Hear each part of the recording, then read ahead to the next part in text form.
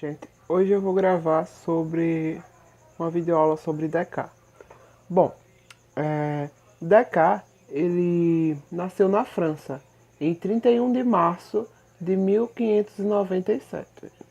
Nasceu na França no dia 31 de março de 1597. René Descartes era filho de Joaquim Descartes e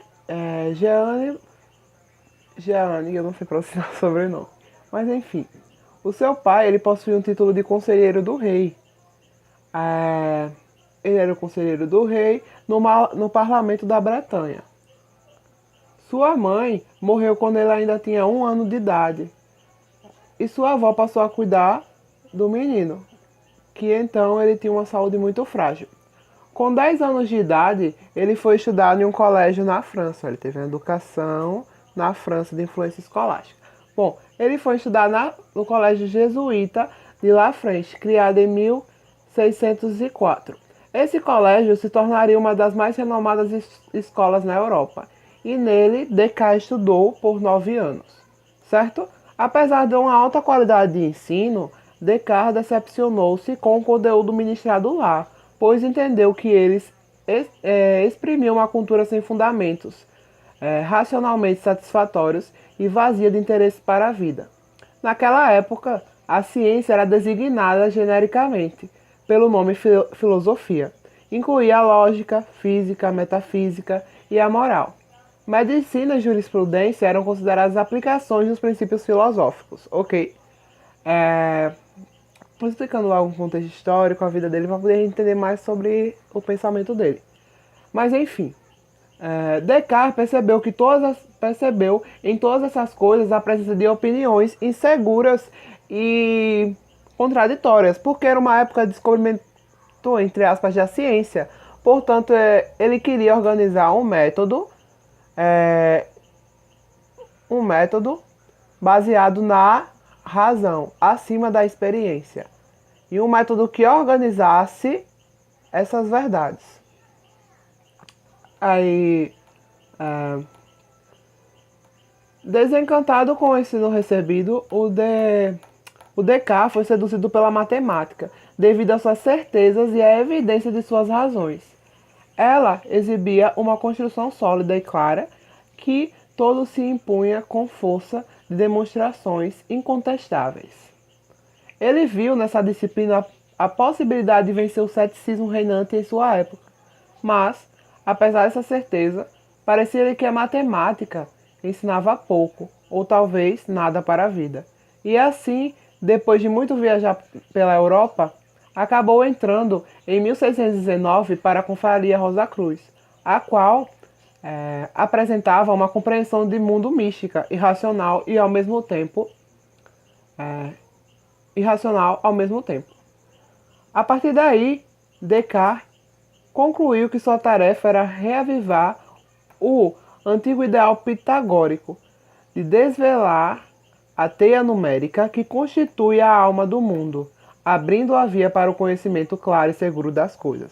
Ou seja, o Descartes ele vai dizer que a matemática é a ciência que vai estar acima de todas as outras ciências. É aquela linha de pensamento que tudo pode ser reduzido a matemática pura, que o universo está escrito em números. Ok? Percebe Descartes que o ceticismo, a dúvida, deve ser vencido com as suas próprias armas. Ou seja, deve-se levar a dúvida ao extremo. Ou seja, essa dúvida ao extremo vai nascer o outro princípio dele, a dúvida metódica, certo? Que vai ser explicado mais para trás. Ele viu que na filosofia não apresentavam verdades incontestáveis, mas sim verdades contestáveis. E nessa época a ciência estava em progresso. E ele vai seguir a linha racionalista, ou seja, a razão está em cima da experiência, está acima do empirismo e do ceticismo na época. Ele vai ser cético. Ele não vai ser cético de seguir o ceticismo, pois ele afirmava que existia uma razão, certo? Que viria depois de um monte de filtros do método cartesiano. Ele dizia que existia uma razão indubitável e que essa é a próxima que eu vou explicar mais pra frente. Mas enfim, deixa eu ver aqui, viu? Bom, ele dizia que o ceticismo, a dúvida deve ser vencido com as próprias armas, ou seja, deve-se levar a dúvida ao extremo, e desse modo chegar à verdade indubitável, ok? E com isso, foi com isso que ele fez e começou a duvidar até da própria existência. Ele criou várias hipóteses, ok?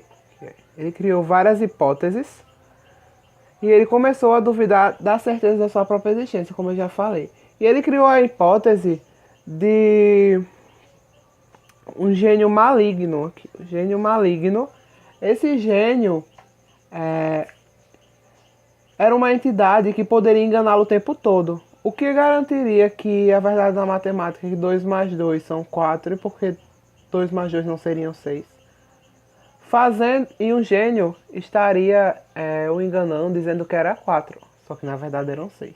Fazendo que mesmo as coisas falsas e erradas lhe parecessem verdadeiras e certas. Certo? Aí, sendo possível, ao menos teoricamente, como poderia então sustentar o valor do objetivo de seus conhecimentos científicos? Tudo poderia ser apenas ficção ou criação da nossa mente.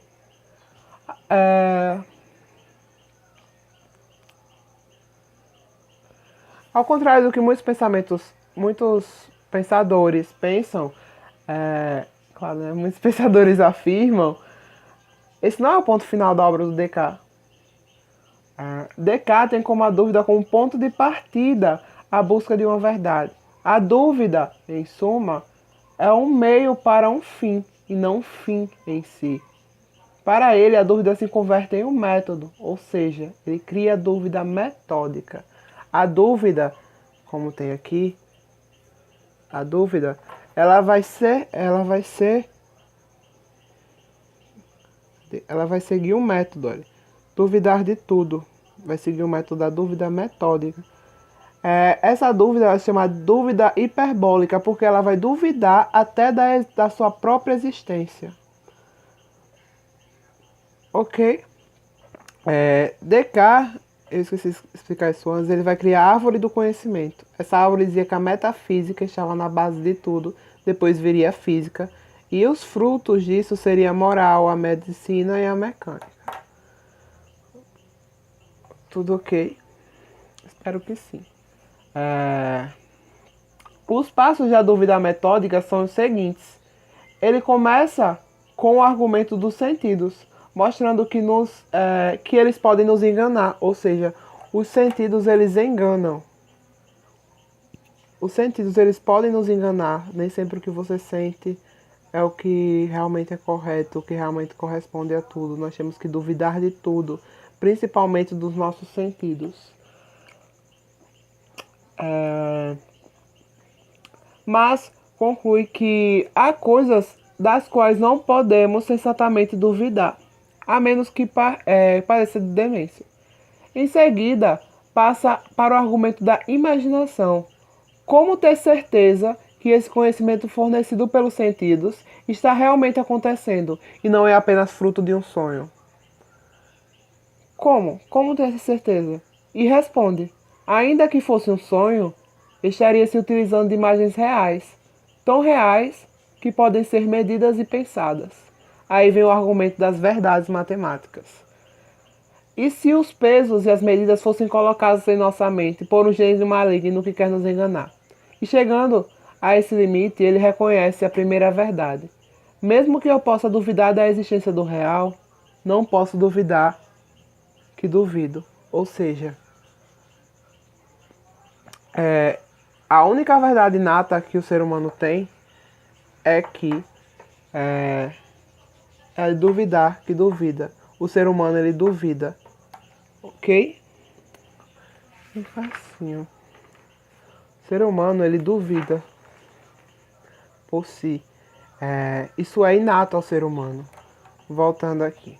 O sonho. Esse sonho, ele dizia... E se tudo fosse um sonho? Se tudo isso fosse...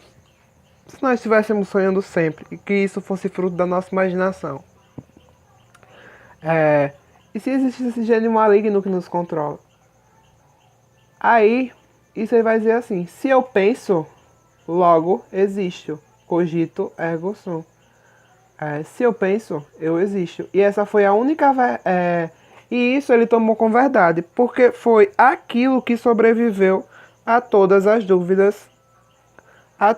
Sobreviveu à dúvida do Descartes. Vamos lá. Onde é que eu tava? Sim. Aí ele vai criar 3 categorias de ideias. As ideias inatas, que são aquelas que nascem com a gente.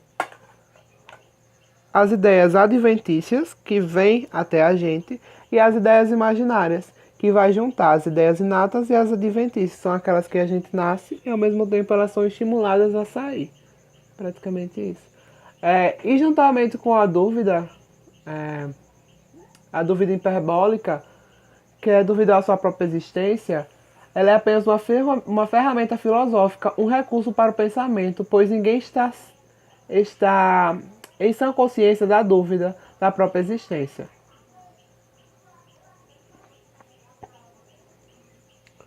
Bom,